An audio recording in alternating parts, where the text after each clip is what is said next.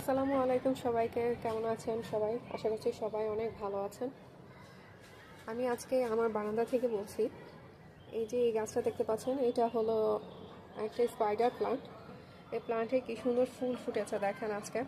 তো এই গাছটা যদিও বলা হয় মেইনলি এটা ইনডোর প্লান্ট, কিন্তু এই গাছটা কেন জানি আমার ঘরের ভিতরে হতেই চায় না। যতই আলো বাতাস থাকুক কিংবা ভালো কেয়ার করি, যতই আমি কেয়ার করি এই গাছটা কেন জানি আমার ইনডোরে হতে চায় না। আমি যখন এটা বারান্দায় রাখি তখন এটা বেশ ভালো গ্রো করে। আপনারা হয়তো আমার গাছগুলো দেখেই বুঝতে পারছেন।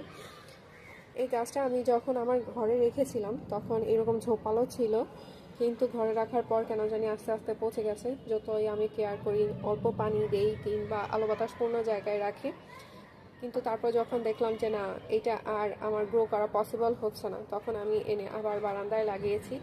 আর এখন মাশাআল্লাহ অনেক ভালো হয়েছে আমার সেই গাছটা।